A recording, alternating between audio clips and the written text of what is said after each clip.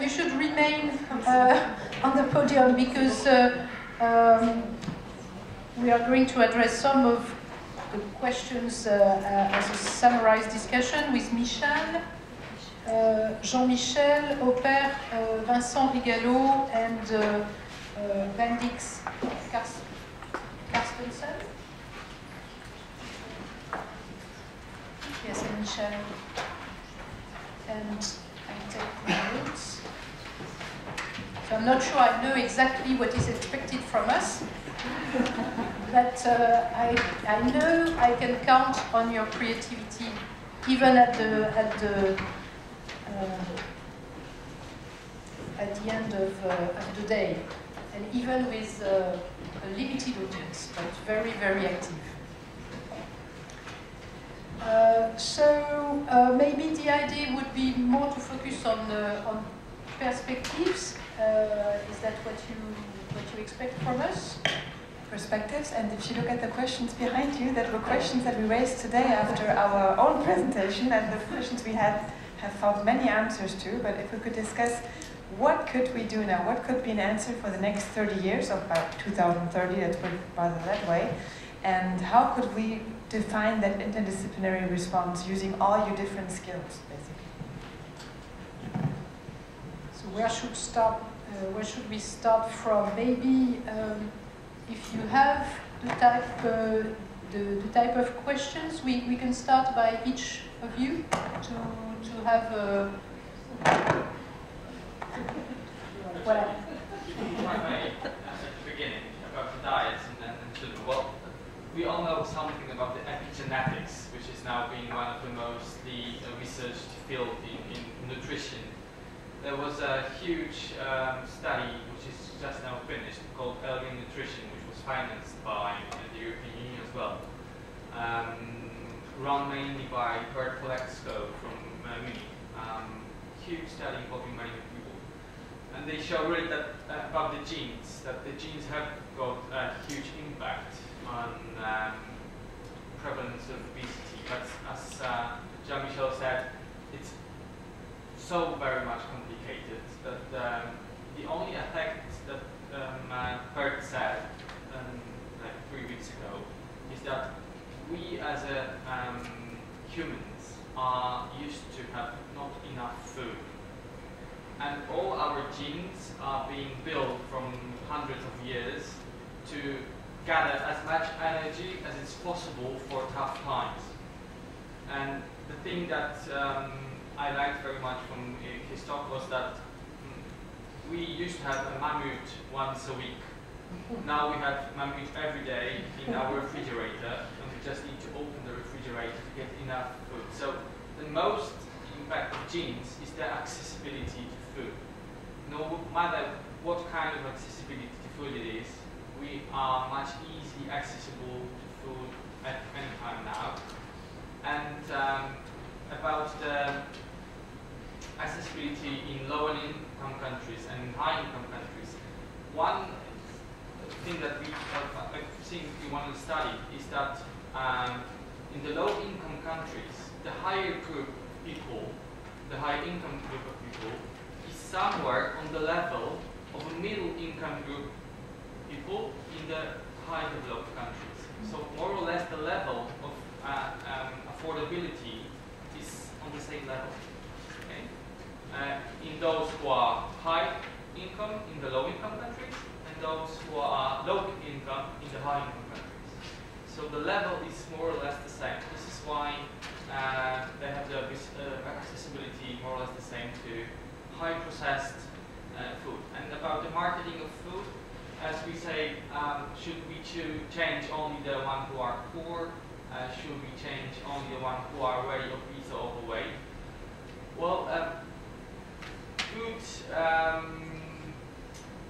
comparison is tobacco. Europe and the United States are not anymore a market for the tobacco industry. The biggest effort for them is Africa and Southeast Asia, because they know that there are no law regulations over there. There are no public health services who would set opposite to tobacco.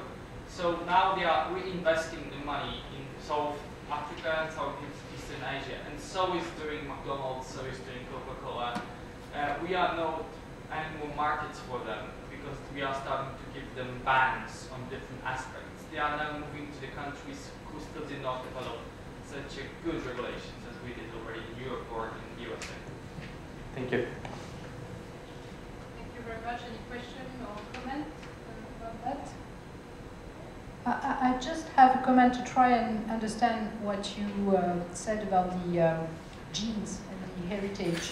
So as a woman, my genes are driving a metabolism that is on average able to use or to which is needing 2,000 kilocalories per day. And as a consumer, I have access to 4,000 kilocalories per day. So is that the difference, is the difference, or can the difference be solved by some gene therapy to make my gene able to have a metabolism of 4,000 kilocalories? So I just try to understand what it means in terms of interventions or potential intervention, that difference between the metabolism inherited from the past and the behavior as a consumer. So, in my opinion, our lifestyle has changed dramatically in the last 60-70 years, and our genes did not change so dramatically. Never, ever, ever, ever. We need 1,000 of years to change genotype to be more suitable for the environment that we live in. And we can see it in many aspects. The height of people living in different countries, in different environments, the hemoglobin in blood of people living in high altitude and low altitude. So I think maybe in 40 years, the future generations will say they were so stupid, they didn't know that they can do some gene therapy. But for now we cannot do any kind of gene therapy, we cannot put any kind of changes in genes, maybe hopefully in the field of obesity. As 20 years, none of us probably expected that surgery will be so effective in treating obesity, so maybe this one is easier. But maybe in 40 years it will be gene therapy, who knows? Are we allowed to ask questions? Or? Yes. This was a comment. I would be somewhat provocative. Can we imagine that in 2 or 3 generations our genes have adapted through epigenetic mechanisms, so that our basic need is about 4,000 kilocalories per day, and by the same time there has been a shortage of food, and we are no longer able to feed 9 billion human beings. So we could have the reverse effect. So we need more energy, but we are no longer able to provide this energy. Is this possible? Future. In fact, we need not to have a BMI lower than like 21 or 20, 18. So until that, or 18, so until that time, that's. No, I'm worried about also about all the complications that we know are going to happen with that epidemic of obesity, and even if we have excellent students, we need to start right now to really decrease the curve sharply for the future. So Jean-Michel or Vincent, would you like to comment on the questions in general? Yes. I may have a little comment about the diet. It's the comment of a clinician who says to people, who gives dietary advices. Now, our medicine has made a lot of progress, and we have a fantastic paraclinical examination, MRI, and things like that. But today, when I see a patient, I have no mean to know how much, what he eats, only the interview. I can only know how much, what someone eats by asking him. There is no way, no biological way to know what he eats when he is home. When he is at the hospital, I know what he eats. He eats what we give to him. It's not fantastic, but it's equilibrated. I think that research would help us if we could find some means to know what people eat. And maybe this is a dream, but for physical activity, we are in great progress for that. With actimetry, now we can know how much someone makes physical activity with good actimeters, pedometers even, and we are doing better on this side of the energy balance. Even your iPhone is monitoring you every day. I discovered that with mine. So I know how many steps I'm doing every day, which I don't like sometimes, but this is all facts.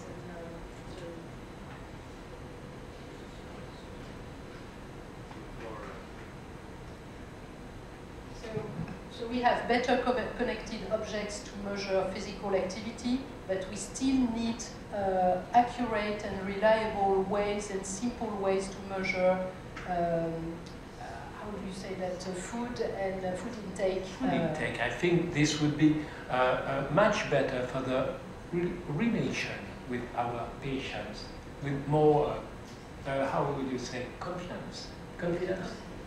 And this would be better. For diabetic patients, we have the carnet diabetic, where people write their labels.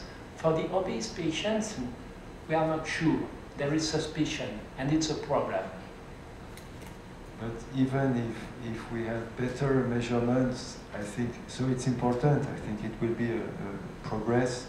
The pressure for consumption will remain. And so I think that at some point regulation will be inevitable. And the problem is that regulation and free market does not coexist very well. But it's like energy and climate change. I mean, at some point you have to turn the light because it's your responsibility.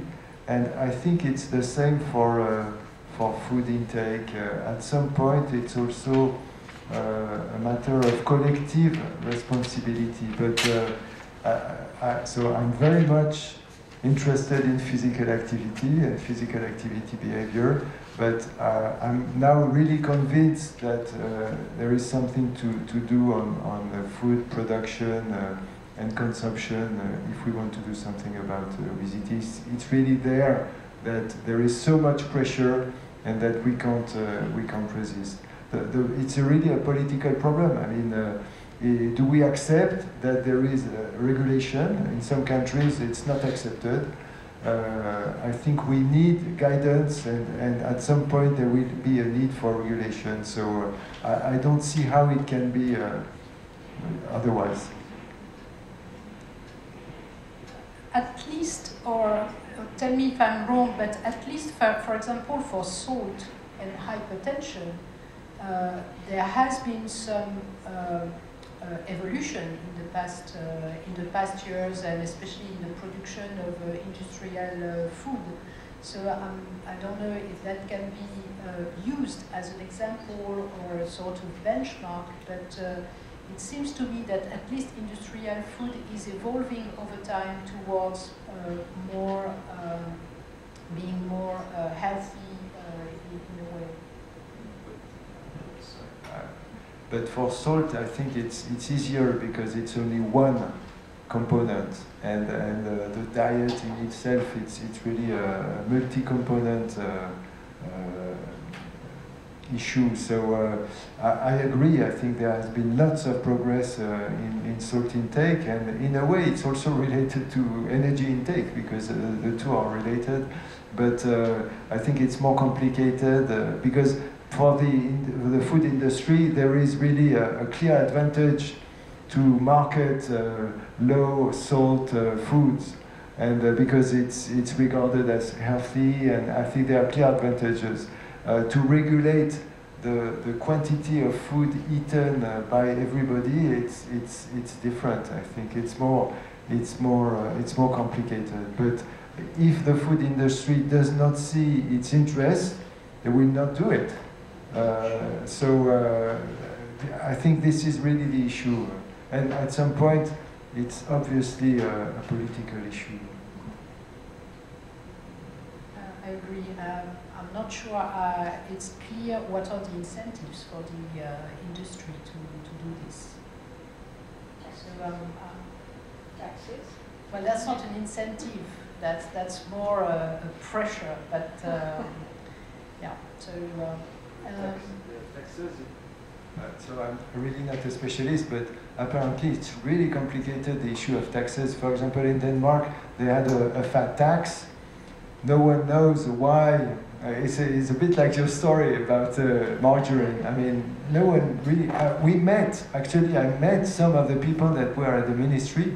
No one really knew why they did it, why they stopped it, and there was no assessment, which is really, curious for us, looking at Denmark as really a scientific country. So it's funny that we had this tax on sugar beverages here in France. So we will see. Well, I'm glad you remember to say that the fat tax has been revoked in Denmark, so it's not there anymore. It only lasted for a year or so, so there was no way to see any effects. But I think it's not only the food industry, it's also important to give people the opportunity to be physically active. And that's a whole different realm. That's the way we construct the cities and the way we give people access to safe bicycling and that sort of thing. But when you do these things, it's also important that you have means of monitoring the effects. The effects of the dramatic decrease in smoking that has come from various more or less effective bans in smoking has been quite rapid. We have seen sort of a massive drop in heart disease, and that's easy to monitor, at least in Northern Europe, where we have sort of good monitoring of heart disease from hospital records, etc.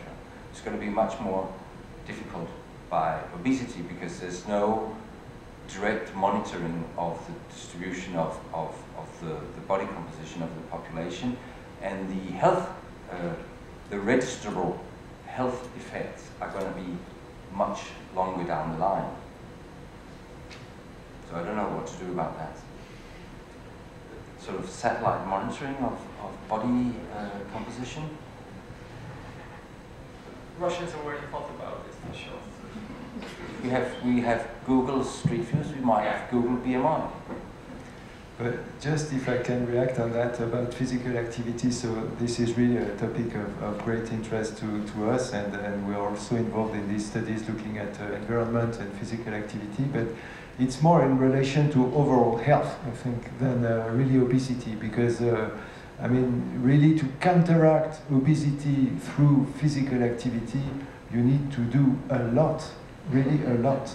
And so it's even not really feasible in our daily lives, I think. So I think for health in general and for public health, it's really important to have cities that can provide walkability, as I said. But this is more for health in general, I think, than for obesity.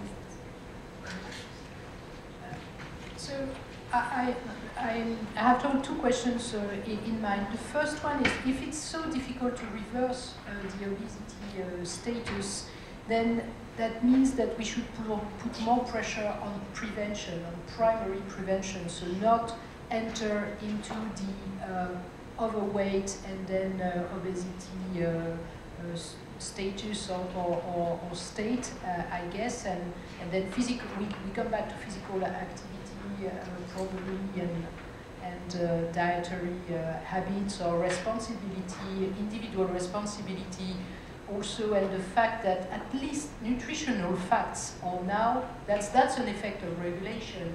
As far as I can see, at least in most developed countries, nutritional facts are indicated on food.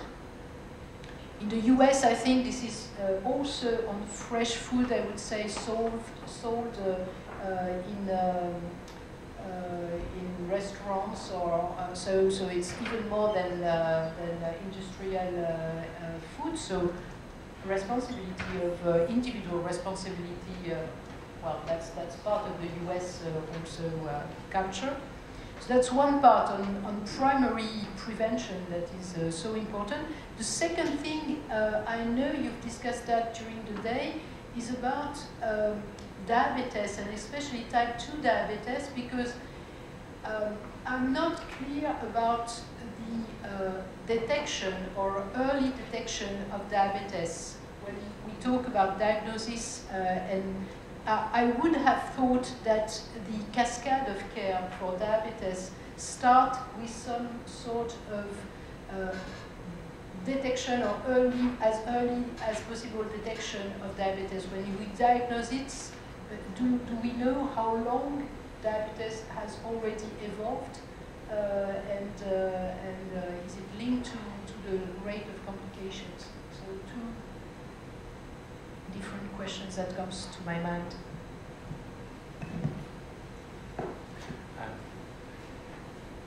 About the duration of diabetes, there are interesting epidemiological studies, at the present time in France, when you diagnose type 2 diabetes, the mean, it's a mean duration of the disease is estimated about 5 years. This is a mean.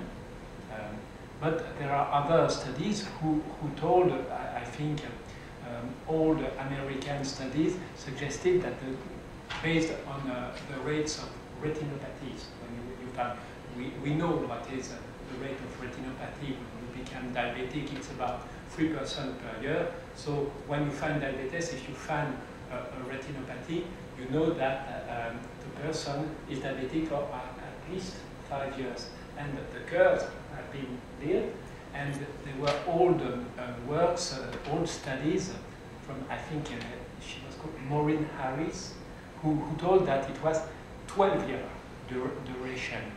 But on an individual basis, it's difficult to know. That's why skin autofluorescence seems interesting if it works. Yeah, that's my answer. So as we said during the day, about 90% of type 2 diabetes patients are overweight, but only 30% or 40% of obese patients have diabetes. So it's really a matter of time. And this is why we need a health system that can monitor patients, because it's a matter of time. And some of them will never get diabetes, but some of them will. There are a number of well-known risk factors for that, and even risk scores, and so it's really then a public health problem to decide whether screening is effective or not. So it's another issue, but I think what is really important, and this is what I said when I talked about trajectories, it's really over time. And the diabetologists see only patients with diabetes. At our clinic, we see obese patients, and now I'm getting a bit old, so some of them have become diabetics. So it's really a matter of time.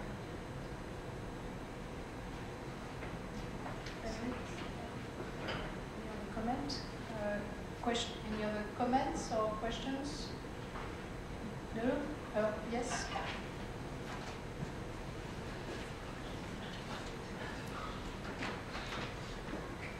So very last question. Je pense aux questions que les doctorantes ont posées et j'ai l'impression que c'est plus facile de parler de traitement, prise en charge, etc. que de prévention. Il y a la technologie, le développement, etc.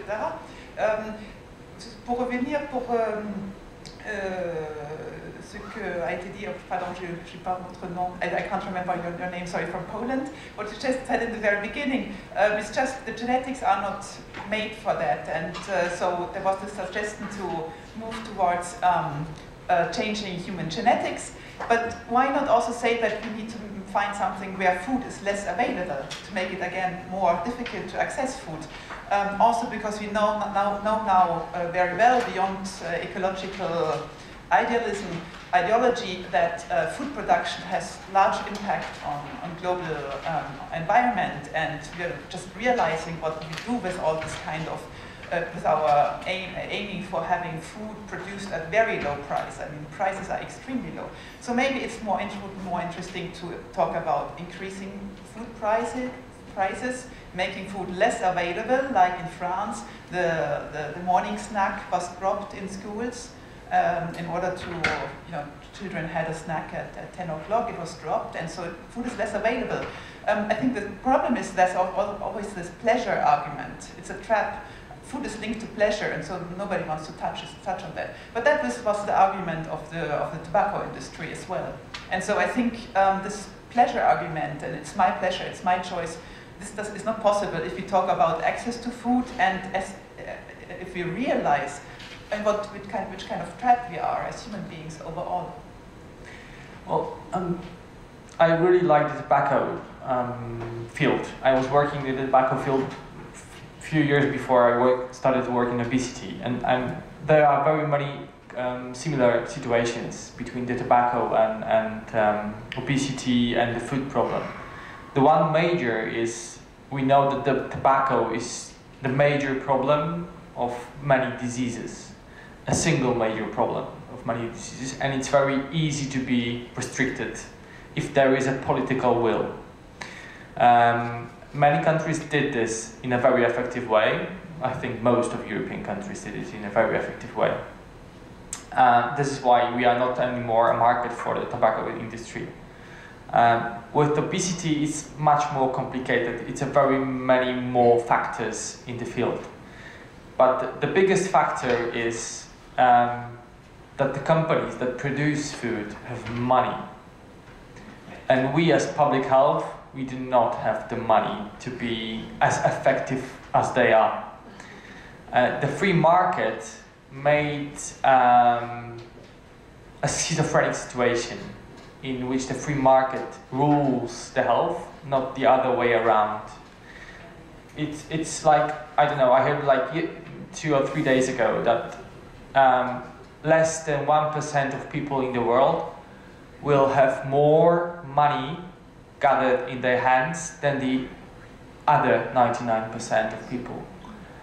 And it's starting to happen that they are starting to rule the world a bit, because they have such huge amount of money that they can afford to buy every will in every parliament, in every politicians that they want to. Of course, not in those high income countries, because we got rules, we got regulations, ethic, non-ethic, written, non-written regulations, but in those countries that without such a good regulatory system, they got a very huge impact thanks to money.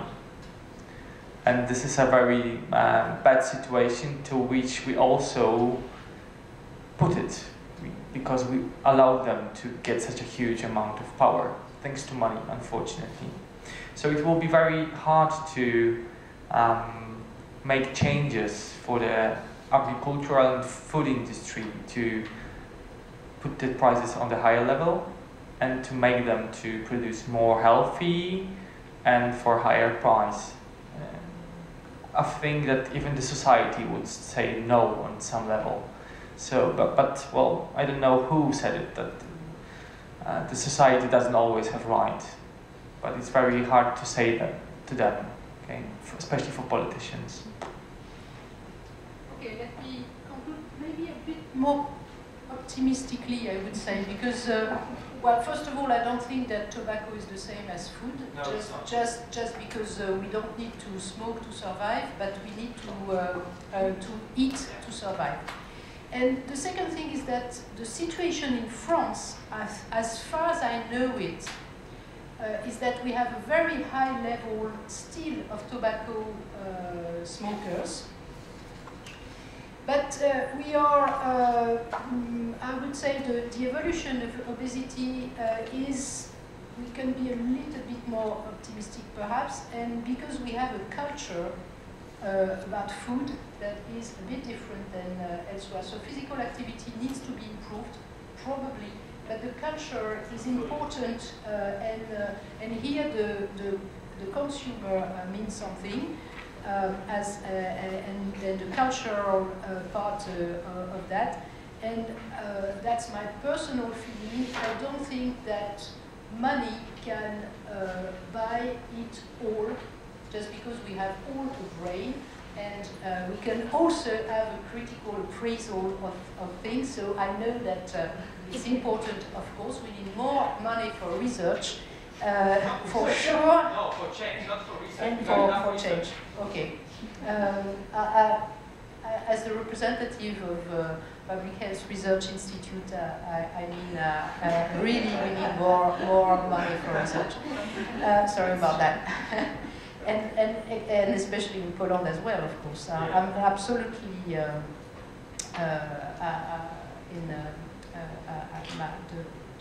the request is collective and not only for us.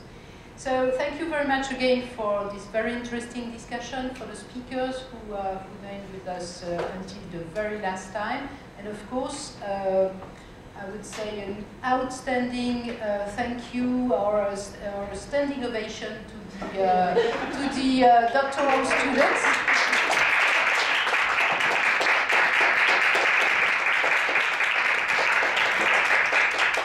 And thank you very much to the EHESP, because that's absolutely great, all that work they are doing, you're doing in the network, and that's very useful and very important for public health research. So thank you very much.